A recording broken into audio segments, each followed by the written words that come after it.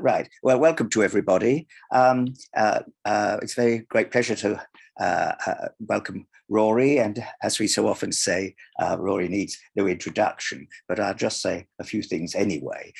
Rory is now Professor of Early Medieval History and Fellow of Corpus Christi College in Cambridge, and is accomplished in many specialisms around the central themes of the history of the early medieval England and its neighbours. And among those themes, monetary and economic history has been a particular focus, and he's among many other distinctions. He is, I've discovered, a general editor and secretary of the Silloge of Coins of the British Isles, a very grand title.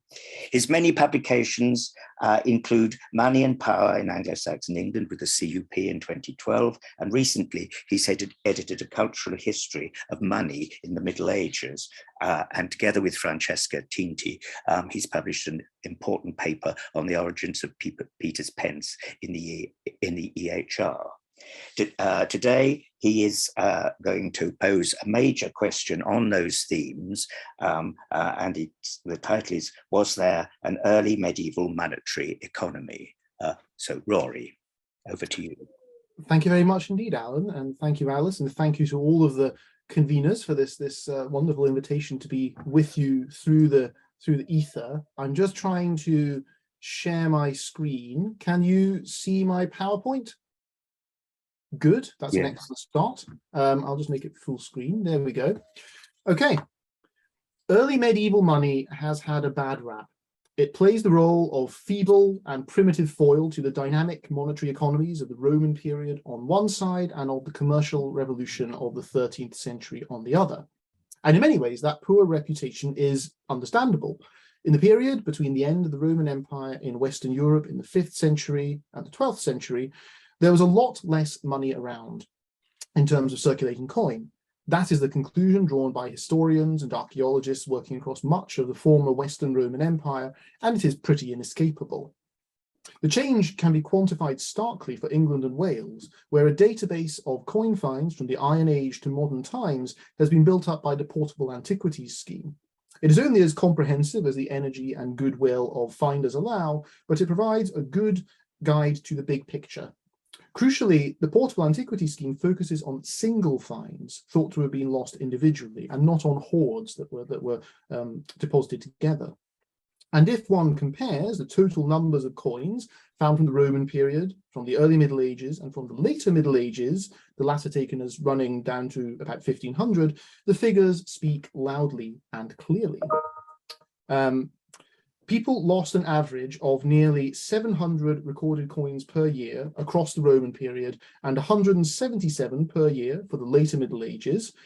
For the early medieval period, the figure is under 9 per year, fewer than the equivalent of 9 recorded finds of coins per year from the 5th to the 11th centuries, and these are heavily concentrated in the decades around 700 and then after 950. That is not a promising start, and we go from bad to worse on turning to the basic versatility of early medieval currency. Roman coinage included a large base metal element that served as small change, and there were also some, albeit fewer, low-value silver and base metal coins in the later Middle Ages. Not so in the early Middle Ages. In the 5th to 7th centuries, gold coins reigned supreme, inheriting the basic denominational structure of the later Roman Empire, but no longer supported by lower value components of copper alloy and silver. Silver came back onto the menu from the late 7th century when silver pennies took over the mantle of the dominant denomination and gradually spread to become the main currency everywhere from Rome to Barcelona, Budapest, Dublin, and Sweden. These were somewhat lower in value, the gold-silver ratio being typically about 12 or 14 to 1, but still far from low in absolute terms. Charlemagne in 794 stipulated the maximum price that could be charged for bread was a dozen 2-pound wheat loaves for 1 penny, 1 denarius. This was not quite a mono-denominational currency. There were halfpennies or obols in circulation and even smaller numbers of large gold coins, but it was very narrowly focused on a mid-level denomination. People just had to spend their pennies as best they could, be they inconveniently high in value for the poor or inconveniently low in value for the wealthy. All this is true and important to recognize as a point of departure. My interest is in taking the issue in a different direction. It does not have to be just a numbers game. Yes, the scale of coined money was limited, but there were always some coins being made and always some coins being used in most of early medieval Western Europe.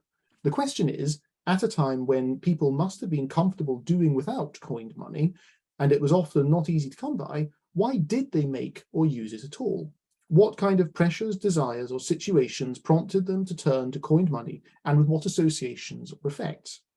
I believe that what emerges in the early Middle Ages is a very interesting kind of monetary economy, one that was functionally diverse, yet still embedded unproblematically in many kinds of social relation. Small size was not essential here, but it actually helped. This transactional quality of coined money became a way of reifying value in settings where what was handed over, often in a public or performative way, was meaningful, regardless of whether it was a purchase, a rent, a gift, or whatever. At the same time, there were deep tensions created by coined money because of imbalances in access and distribution. This was most pronounced with production. Circulation could work rather differently, and when it crept up in scale is a good indicator of economic complexity, with implications about the nature of demand. Money, then, is a variable that reflects not just neutral forces like a new gold or silver mine coming online. It was both a cause and a result of other shifts in social relations and the economic dimensions of local, rural societies, as well as long-distance, high-value trade. In what follows, I'll go through some of the major patterns that can be seen in relation to the making and use of coins. But one first preliminary issue. Money, as we are all aware, is not just coin. It is most fundamentally a consensus on measuring value manifested in common units of account. In this conceptual sense, virtually all of early medieval Europe was highly monetized, including places like pre-Viking Ireland and 10th century northern Iberia, where hardly any coins circulated. This is an important point not to lose sight of. Most people were accustomed to thinking monetarily, even if they did not count out actual coins. One consequence of this is that when charters or narratives from this period mention, say, a denarius, it is often difficult to tell whether they mean a real one or just a measure of value equivalent to one. The fact that this apparently didn't require more comment is in itself interesting. For in later times, essentially the High Middle Ages onwards, there was often great concern over exactly what kind of coins were being used to specify value. Yet in the 11th century and before, a penny was generally always a penny. People did, of course, care what kinds of coin were used, but this tended to be more a matter of breaks between political units that operated their own zones of monetization. Within these zones, apparently, units of account and units of coin mapped onto each other in ways they often did not subsequently.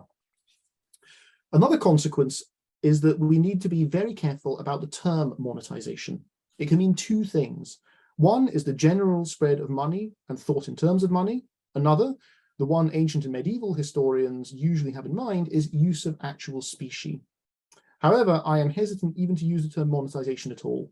It frequently serves as a blunt instrument. Coins just appear on the implicit assumption that they are a universal instrument of economic rationalism that either generates more exchange on its own or reflects the slow quenching of a deep thirst for cash. But if the straitened early Middle Ages can teach scholars of monetary history one thing, it is that using money did not just happen. It emerges from specific circumstances, and different segments of society engaged with it in their own distinct ways. And one of the most crucial points about early medieval coined money, or indeed coined money of many other periods, is that the context and purpose that drove production may have had little, if any, direct connection to how those coins went on to be used. This high level of conceptual monetization is something to keep in mind in the background, because I'm going to focus largely on the second kind of monetization, actual coined money, albeit with close reference to a basic problem, that the context and purpose that drove production may have had little, if any, implication for what happened to coins next. And to try and distinguish these two areas, I will refer to anything that directly caused or resulted from production of coin as primary circulation, and all use that was not as secondary circulation. There is a significant schematic element here. I'm looking at broader pictures and models, which I will situate with reference to specific examples, but with the general caveat that large patterns always had their own local texture. Okay, making coins. It is actually extremely difficult to pinpoint the processes and pressures that led to the making of coins, a fact that applies even to antiquity and many other periods. As the points about conceptual money highlight, coins weren't really needed, but they were invested with strong symbolic resonances and were highly desirable and convenient for certain constituencies and purposes. These generally revolved around state structures, elites, or both. For analytical purposes, it is possible to propose three relevant models, one in which coins are made for state expenditure, one in which coins are made for state income, and one in which coins are made in a more personalized, localized, and direct interchange of diverse and direct needs. The first of these, state expenditure, means a situation in which most coins are made and put into circulation through direct and usually relatively centralized state action. It is the classic model for big polities with taxes and salaries for at least some of the army or bureaucracy. The later Roman Empire, from about 300 to 500, is a good example, though so too is the later Byzantine Empire, as well as many Islamic states. In the Roman case, the cycle begins with coins being made for paying soldiers and officials. These would then percolate out into wider circulation, and some would be sucked back in by the imperial administration when taxes in cash were demanded. Those taxes would then be consolidated and passed on to a select few centres for reminting, at which point the cycle would begin again. I'm simplifying here, but consensus still seems to be that something like this scheme was at work. Elements of it are mentioned in various pieces of legislation collected together under Theodosius II and Justinian, and also occasionally in narrative texts. There are well-known passages in John Lydus and Procopius about the dire consequences of the imperial postal service being scaled back in Anatolia, with the consequence that landowners could no longer sell their crops to representatives of the state to get the gold they needed to pay their taxes. The whole situation was bad and left both the imperial administration and its subjects suffering. Behind this lay what was clearly a large and structured administrative machinery. There were normally only about a dozen places minting coins in the Roman Empire, in the whole Roman Empire. All represented large quasi-industrial operations, and their distribution depended more on administrative geography than commerce or population. The rich provinces of Egypt and North Africa were generally without mints, for example, while the four clustered around the Sea of Marmara represent the confluence of four provinces. The number of mints was even smaller for gold coinage, which from the late 4th century was often made at just one place within each emperor's jurisdiction. Tellingly, gold and silver fell under the responsibility of a different section of the Roman bureaucracy to the base metal coinage. Very little is really known about the dramatically larger base metal coinage, and it is thought to represent a mechanism for handling lower order government expenditures, such as the annual salaries of soldiers, perhaps also animated by a large-scale form of euergetism or public benefaction by the elites. Gold was by far the most prestigious element of the currency. Figures of any status, individuals of any status, received payments in the form of gold coins and silver plate, as did the mass of the army at occasional payments known as donatives. Some, but by no means all, late Roman gold coins carried inscriptions saying they were made precisely for distribution in these circumstances. Much later, Liutprand of Cremona described a ceremonial distribution of salaries to Constantine VII's top officials in the mid-10th century, in which gold pieces in sealed sacks were given out in the presence of the emperor. Something similar was done with gold dinars in Fatimid Cairo. These were offerings that sat somewhere on a continuum between payment and gift, with a high degree of ceremonial essential to their first transfer from rulers to valued subjects. Neither Liutprand nor the Fatimid or late Roman sources explicitly say that coins given out in this way were freshly minted, but given the context, it is entirely plausible that they were. It's worth stressing that ritualized contexts like these may have been a major cause for making high-value coins and putting them into circulation. There was not necessarily a more mundane monetary economy lurking behind the scenes. Ritual, economy, and the state were closely intertwined. This is not to say that state taxes and payouts dominated without exception. A set of laws from the 360s and 370s shows that some people, presumably those of considerable wealth, had been trying to use minting facilities to get their own private gold turned into solidi, the coins. At first, the emperor flat out refused, but a few years later he relented and allowed this to go ahead with a hefty rate of 25% of the gold going into the state coffers. The importance of this is that it implies demand for minting for private purposes, which foreshadows the more direct role of local elites in minting, if at this time on a much smaller scale. This would be important in later times. The second major kind of relationship between minting and the rest of society is characterized by what I'll call state income. Here, the state and its fiscal processes remained the major force behind minting, but the onus fell instead on those who owed payments to the state, so that instead of having mints apparently handling coins for expenditure, they instead mostly focused on coins for state income. A model of this kind tended to be found in polities with a firm idea of fiscal extraction as a right or power on the Roman model, but an increasingly limited role for that resource as an actual prop of government. That is to say, there tended to be some sort of taxation system, but not a standing salaried army. Another important change is that regions where state income was a key force in minting typically had more numerous mint places, which gets at the dynamic that probably lay behind this shift. That collection and transformation of income became an important, desirable right, typically in the hands of local elites who might well also be representatives of the state. More fragmented minting therefore reflects a changing nexus between local society, coined money, and state authority. My chosen example here is Merovingian Gaul between the late 6th century and about 751. It had at first a large coinage of gold tremises, replaced around the 670s with silver denarii. Both are known from a vast number of mint places, especially the gold, for which at least 600 identifiable places have been noted, with many more that cannot be localized and new ones turning up on a regular basis. These profuse mints were highly diverse in character. Some were cities, but most were vici, rural settlements that sat at the center of a local district. Even if not always formally urban, these locations were not chosen at random. A point recently emphasized in the extensive research on Aquitanian mint places by Jean-François Boyer, who showed that many Merovingian mint places re-emerge as the centers of Vicaria later in the Carolingian period or after. In other words, they were central places in structures of local power.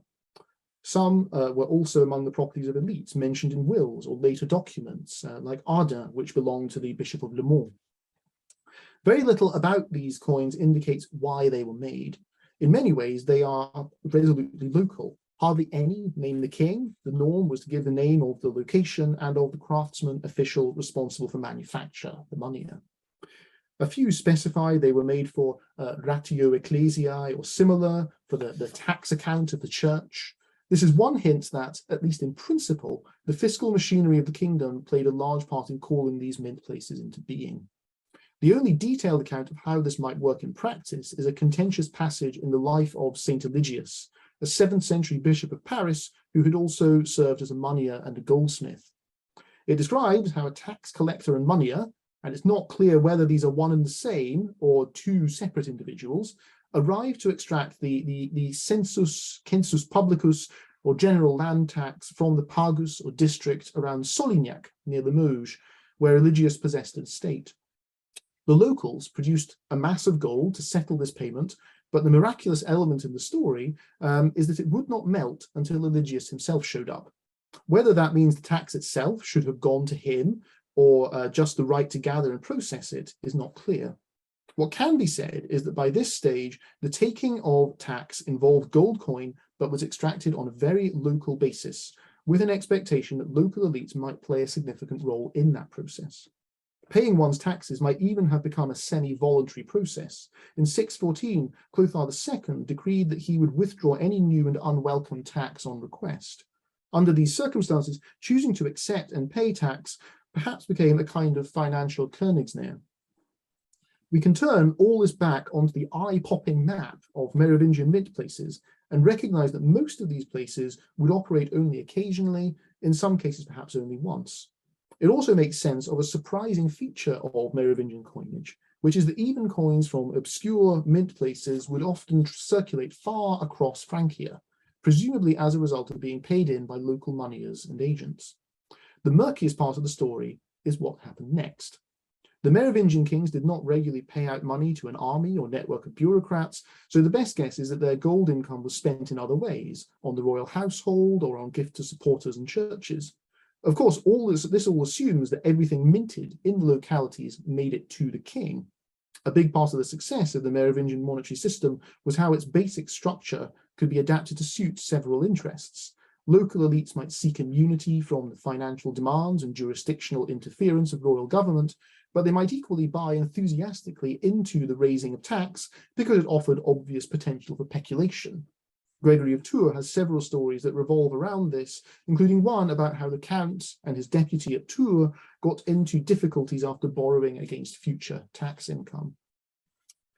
For this reason, I am very hesitant to see the Merovingian coinage as evidence for a robust fiscal machine. It may have started out that way, but its persistence and success indicate how many local agencies were buying into it for their own benefit. It is likely that, by an early stage, only a limited proportion of the coins from each act of minting actually reached the king. Some whole coinages, for instance in areas covered by immunities, may never have even been intended for sending to the king at all. This final possibility brings us to the last of my three schemes for how and why coins were made in early medieval Europe, one in which the demands of a centralized state recede and are replaced or outnumbered by more localized ones answered in a relatively direct way. Anyone who wanted or needed coins got them minted by going to the mint or moneyer. That mint or moneyer might have operated in the name of a king or other authority and may well have paid some sort of fee or proportion of profits. But the key point is that the bulk of minting was no longer tied to either expenditure or income of a larger state structure. Some production would be driven by occasional recoinages, and some would stem from large-scale commodified movements of bullion, which tended to feed the major mint places in hubs of long-distance or cross-border exchange, such as Carolingian Dorstadt or late Anglo-Saxon London. But even in both these scenarios, and in the numerous smaller mint places of the period, production came to depend more closely on private demand. Another way of putting this is that the primary circulation of coin became based on what had previously been the domain of secondary circulation. Coins were apparently made for commercial activities, for the payment of rents, for the giving of gifts, and so on. The puzzle is when and why people would make new coins to do the job that old ones could do perfectly well. Again, it's not enough just to think that coins are generally awesome, even though they are. There needs to be some sort of desire or need that sustained the not insignificant resources that minting required, something that required coins specifically rather than plate or other commodities.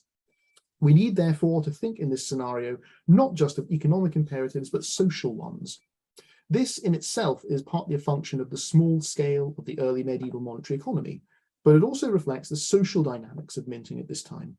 Production was more dispersed and dominated by elites, both in terms of jurisdiction and in terms of patronage, that is, of who actually brought in the gold or silver that fueled minting.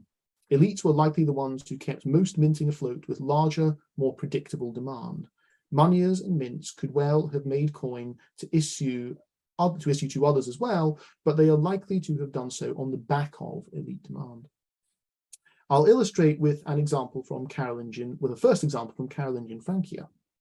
Sorry, I've skipped something there. Well, you should have there a slide that tells you, that gives you a passage from one of the earliest written grants of minting privileges that was issued by Charles the Bald in favor of the Cathedral of Châlons-en-Champagne in 865. It says that the church has been given this privilege because they could not otherwise obtain coin without considerable trouble. The implication is that, at least as far as Charles and the bishop believed, establishing a mint in Châlons would enable them to create coins for their own needs whenever that was required. Elsewhere, it is possible to see that such needs might include gifts, rents, land purchases, and commerce, all of which could drive minting. The underlying problem in Carolingian Francia, in late Anglo-Saxon England, in 10th and 11th century Germany and Italy, is that virtually never does anyone say why specific batches of coin were produced. At best, it is assumed that moneyers were there to supply coin if it was needed and couldn't be sourced through other channels. As at Chalon, this is in fact the reasoning given in some Carolingian and German diplomas for setting up a mint in the first place. Another good example to think with here is England in the Age of Bead, approximately from 670 to 750. Silver pennies proliferated in England at this time. There are about 600 identifiable groups or types, with probably tens of thousands of specimens surviving. It's difficult to pin down where and under what circumstances all these were made, for virtually none of the coins carry an inscription. This reflects the quite different background of Anglo-Saxon to Merovingian coinage, despite their superficial similarities. The English of this period did not have anything like the sub-Roman Merovingian systems of taxation. And although there had been a limited coinage of gold shillings since the early 7th century, there was no recent tradition of mass coinage. England's silver boom of about 700 is therefore a real challenge to explain. One starting point is that it can only plausibly have been made under the patronage of figures with access to significant material resources, meaning ecclesiastical and secular elites. Indeed, we might do better to think in terms of these elites as foci of production, and even within the incipient trading centres like London, Ipswich and Southampton, elites probably dominated the operation. The other question is why coin as such suddenly became so popular. New metallurgical analysis indicates that these early pennies were mostly made from East Mediterranean silver. This is unlikely to have been coming in fresh in the mid to late 7th century, and so it represents a shift in how silver was being used that had already been there in the form of plate. Quite why this was so remains difficult to pin down. One factor was the contraction in the inflow of fresh gold to the West in the mid-7th century, which precipitated a shift in how silver was regarded. Some coins might then have been issued for the same range of demands as other early medieval coins, which is to say anything the patron wanted. But there was a very healthy and intermingled secondary circulation, so some sort of special demand to issue one's own coins looked likely. The diversity of issues suggests that issuing coin became a statement in and of itself for those with resources, a developing language for expressing power and influence in a new way that emphasized breadth of reach. Other possibilities that might explain this glut of highly varied coin issues include a new emphasis on displaying and deploying movable wealth in a more granular form, which could be tied in with economic administrative changes, such as the growing emphasis on fines in legal contexts. The increasingly established ecclesiastical infrastructure of the later 7th century could also have played a part, stimulating almsgiving, a context in which numerous small pieces of silver made more sense than a few big ones. In any case, the coins, once struck, circulated and mingled extensively, suggesting a very healthy secondary circulation. But this was a one-shot thing. England really only had 2 generations who experienced a glut of silver coin before it petered out in about the 730s and 740s. Those are my 3 general schemes for how and why coins were made. They were not mutually exclusive. A degree of elite demand existed already in the late Roman period. Some coin issues in Merovingian Francia, Visigothic Iberia, and elsewhere probably represent royal expenditure for specific and substantial needs like one-off military payments. And in Carolingian Francia and late Anglo-Saxon England, pressures that pulled patrons to mints or moneyers included royally mandated tributes to Viking invaders. The point is to emphasize the prevailing source of demand. The main caveat, however, is that all 3 of these models look only at a part of the lifespan of coins in circulation, production and the steps that immediately preceded or ensued, or primary circulation, as you might otherwise call it, leaving to one side everything that came next, or secondary circulation. And this is the point at which we come to the essential tensions in the monetary system of the period. The basic problem is one we have met already, the relatively restricted size and versatility of the monetary economy. But what follows from this, even if it is less immediately obvious, is that the limited resources would have been distributed very unevenly. Elites dominated production and primary circulation and sat on comparatively large reserves of cash. Indirectly, they therefore played a large role in the shape of secondary circulation too. All of this meant that the bulk of the population was put on the back foot. They had an even smaller pool of coin to use, and because dealing in cash often meant dealing with the elite or their close allies, they entered at a significant disadvantage. In 829, a gathering of bishops at Paris expressed concern at this and other problems that beset the rural economy. They lamented how both ecclesiastical and secular lords would beat anyone who refused to accept their prices at market. They complained about tactics used to exploit desperate peasants during famines, for instance, selling stockpiles of grain at the current inflated price, and then asking the peasants to pay the same amount of grain back at harvest time, same price back at harvest time, when the price of grain had plummeted, which is a common practice in agrarian societies, but here being used for very abusive ends. There is little doubt that tactics like these were commonplace in the early Middle Ages, yet they are rarely confronted as directly as this. That is because the emphasis generally fell on coin as an expression of solidarity and even equity. As Jonas of Orleans, who wrote up these decrees from Paris in 829, put it, lords and peasants alike should be able to engage smoothly in what he called the willing compact of buyer and seller. He does not explicitly refer to coin, I should add, in relation to either the abuses or the ideal of equanimity, but coin certainly would fit very well into both roles, and moreover was available in relatively large quantity at just the time and place he describes in the west of the Carolingian Empire. To use coin was to participate in what was conceived of as a grand consensus, one that united the people of individual kingdoms.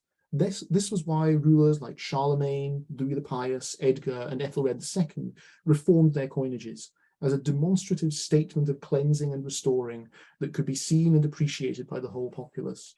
It was also why, on a much smaller scale, people made a point of using coins in exchanges with a public performative character. In such settings, coins provided a metonym for value that all could see and understand. They were used in rituals of both manumission and autodidition, or giving oneself into slavery, for example. A wonderful illustration of the valence of, that's the charter from Chalon. My apologies, that one got out of order. A wonderful illustration of the valence of handing over coin comes from a Tuscan placitum of 803. It concerns a priest, Alpulo, who risked everything to get with a nun called Gumperga. At one point in the account of the case given by Alpulo, Gumperga had been taken from Alpulo's house back to her nunnery, but the amorous priest was not to be stopped. In the night, he rode to the nunnery and met Gumperga at what must have been a pre-planned rendezvous. A wonderfully vivid touch is that Alpulo had to stand up on his horse and lift Gumperga over the wall. This is where the romance comes in, and I choose to imagine it looking something like this. Alpulo kissed Gumperga and handed her a pile of coins, 2 solidi apparently, which he described as an ara, A-R-R-A, pledge, meaning a statement of intent to marry. The priest then rode off again, perhaps warmed by an inner glow, though in the event neither party was to have the time of their life. Alpulo's 2 appeals against an unfavourable judgment were upheld, and as far as we know, he and Gumperga were not to be reunited. The reason use of coin along these lines could pose a problem is that it was backed up with the full weight of legal and social structures. No hard incentive attached to using coins, except settling obligations you couldn't avoid, but there was most definitely a penalty for refusing to use them. This was typically a fine or a public beating, according to some Carolingian capitularies. One short text issued by Charles the Bald in 861 dealt with a specific incident of refusing good coin, though frustratingly it does not say where. The text constitutes instructions for the missi, the sort of roving judges that Charles sent out to help deal with this affront. They were to be merciful and take into account factors like hardship, status, and even gender. But even so, repeat offenders would be punished by being burned in the face with the coins they had rejected. The refusal Charles and his men were so keen to nip in the bud was probably less a judgment on the quality of Charles's coinage, though at this stage it was very inconsistent, and more a sign of the unequal and disadvantageous interactions that coin involved. Challenging the reliability of the coins themselves, which this text suggests was a strategy used by groups below the elite, was one of very few options left open. It is necessary to speak in binary terms of elites and non-elites in relation to how coined money circulated in practice, though this is mostly a limitation imposed by the sources. Sometimes it is possible to hear snippets of more complex local dynamics in action that involve fine yet important gradations in elite or peasant society. We should be in no doubt that money and access to it was some of the variables that resulted from and played into subtle social differentiations. Village-level elites who had ties to external higher elites and their social networks may well have been in touch with moneyers or mints, giving them a direct line to fresh coinage, and they could channel this to neighbours in a village setting or take advantage of it to enhance their spending power in markets or in buying land. A wider range of people would have had some contact with secondary circulation of coin, again probably via markets, and here the level of involvement and access did not necessarily correlate with either markers of rank or status. Those with more land may have relied less on the market, while those with less land may have had more time to spend as artisans or wage labourers, so may in fact have been relatively richer in cash. This could be seen as both a good thing and a bad thing. It reflects a higher level of economic complexity and a degree of autonomy, as Georg Simmel famously emphasized in relation to money.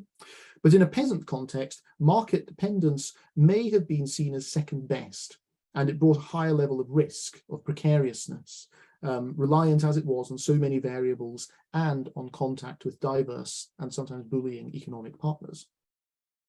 I'd like to spend a little bit of time developing how the primary and secondary circulation related to one another and elites and states to others.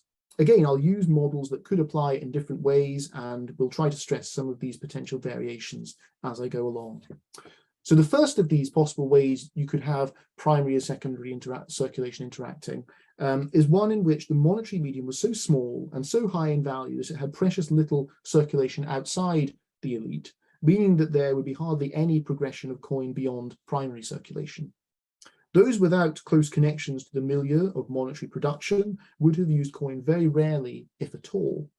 Systems of this limited form would have been encountered most often in period of dominance by gold, when finds of coin are few and generally suggestive of elite contexts. There would still have been some commerce for luxuries or in bulk, but other kinds of use would have played a relatively larger role in the circulation of coin, gift-giving, the payment of fines and taxes, and so forth. Importantly, larger state structures that involved, but were still partially distinct from, elite networks would still have been a factor in the making and initial circulation of coin. Visigothic Iberia is one example of a system probably like this in practice. Its gold tremeces are usually viewed in the context of taxes being paid in and out of state coffers, though in fact it is difficult to be sure just how large a part fiscal action really played. The coins themselves give little away, while fines point to a situation in which the currency was not being completely replaced on a frequent basis, as might be expected if the tax system was truly dominant. So even if tax and expenditure did play a relatively larger role, and for longer than in Merovingian Gaul, for example, it should not be seen as accounting for the totality of circulation. Iberia also brings up an important point in relation to this taxonomy of early medieval coin circulation, which is that it applies best to new high-value coins of gold and silver. These were normally the dominant element of the coinage, though not necessarily the only part. There were tiny fractional silver coins in early Merovingian Gaul and in Lombard North Italy. In Visigothic Iberia, there was an interesting series of small bronze issues from various large eastern cities. These provided a parallel world of low-value currency that may have persisted into the later 7th century in some places. A revealing site in Spain is El Tolmo de la Minateda, near Albacete. This Roman hilltop settlement was abandoned in the second century, then reoccupied between the 6th and 9th centuries. Large-scale excavations on the site have yielded a large number of coins from the early medieval layers. These include a few Visigothic gold pieces, which occurred in the vicinity of the palace and basilica, but there were far more Roman bronze pieces scattered across the site, and these dated mostly to the 3rd and 4th centuries, after Roman period activity had ceased on this actual site. In other words, someone elsewhere had found these old coins and brought them to El Tolmo de la Minateda, probably in a monetary context. On this hill in eastern Spain, there was a parallel world of low-value recycled coin right through the early Middle Ages. Excavations of other sites in France and Italy have also identified prolonged circulation of Roman base metal coins, widely into the 7th century and sometimes into the 11th. Some of these later finds of Roman bronzes have been read as raw material for metal workers, though this is not always clear, and in any case does not preclude a second chance circulation before entering that arena. It is distinctly possible that the lack of fresh low-value coin was met with prolonged recycling of earlier currency, undercutting some of the limitations of early medieval coined money. But I'd stress that this was probably an informal practice. Moreover, it still begs the question of cui bono. Someone has to have dug up the relevant coins at some point. They cannot have been in continuous circulation. And as rights to treasure typically went with land, access to Roman coins over time probably went more into the hands of large-scale landowners. My second model for coin circulation is one in which minting and primary circulation remain the domain of the elite, but now with a wider reach of secondary circulation, though this too would probably still only go a few steps beyond elite-led channels. That is to say, there was more coin and more use of it, just not really a larger autonomous sphere of secondary monetary circulation. Current commercial use would have been more significant than in the first model and may have amounted to about the sum of other uses put together. Carolingian Italy is probably a good example of this, not least because it illustrates how neighbouring regions, even within the same extended polity, the Carolingian Empire, could have quite different experiences. Italy at this point remains something of a puzzle. It had mint places turning out silver coins from 781 onwards, but there is a big difference between the fairly large representation of Italian coins outside the peninsula and the still meagre finds from within Italy. Simon Coupland and Alessio Rovelli are only the most recent of many scholars to look at this problem. Is the profile of finds from Italy representative? Not compared to England, where there are big databases and relatively relaxed laws on metal detecting, but the difference compared to the also quite restrictive regime in France is still substantial. I suspect there is rather more coming to light in Italy than ever gets recorded, but even so, there does seem to be a genuine break here. Coin just didn't percolate out into local society in the same way in central and northern Italy as it did in some other parts of the Carolingian world or in contemporary England. This scenario reverses the usual expectation that local networks of exchange would be the basis of coin use. Within Italy, it is possible that patterns of local use remained based on those of the earlier gold period, while long-distance ones, in an empire that used silver denarii, took on a larger role. It therefore makes sense to look to mechanisms that would remove coin in bulk from Italy and then parachute it into circulation at different places beyond the Alps. That might well include merchants engaged in long-distance commerce, but also aristocrats and ecclesiastical houses with landed interests in Italy. In any case, I think this example shows two things.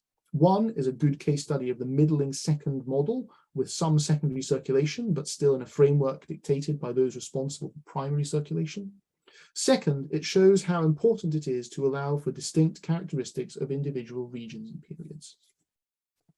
My third and final model for early medieval monetization sees the secondary sphere of circulation clearly eclipse the primary one. Uses of coin beyond their initial context of production are now extensive and distanced enough to be an effectively distinct autonomous sphere. One good clue to a network of exchange on this scale is when references occur to monetized exchange between two non-elite figures, as for instance in a 9th century miracle collection relating to Saint Philibert at Noirmoutier. This describes how a throng of peasants would come for the holiness but stay for a market. And in this market, one peasant went to a tavern and asked for a halfpenny's worth of wine from the landlord, though he only had a full penny with which to pay. Flustered by the busy conditions, the landlord inadvertently gave him a full penny's worth of wine plus a halfpenny in change. He realized his mistake when the peasant came up for another round, saying, "You must be having a laugh, mate. What you've got there is mine, not yours, as you took away both my wine and my money."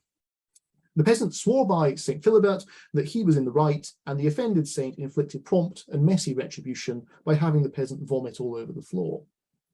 Even in a society that ran on this model of monetization, primary circulation still mattered as the point of entry for everything that followed, and generally it was still in elite hands, albeit a wider cross-section of the elite than before. Expanding coin use across much of Western Europe from the late 10th century into the 11th came with growth of the minting network, not really to handle demand from below, for most of the new mints were small and did not contribute much to the overall circulating medium. But instead, they enabled local elites to tap into a new way of expressing superiority in local society. Some of the English and West Frankish makers of coin at this stage were drawn from lower ranks of the elite, milites in France and thanes in England, or their rough peers in wealth and status elsewhere. But the headline point is that there would now, on this model, be a significantly larger layer of peasant coin use. And peasant here would mean everyone, servile and free.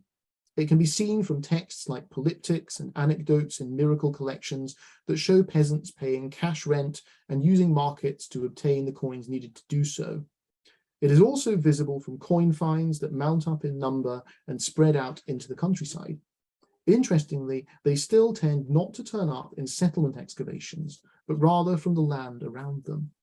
A fourth model, not really seen anywhere in early medieval Europe, is when coin finds become commonplace in settlement excavations, suggesting frequent transactions within and between peasant households.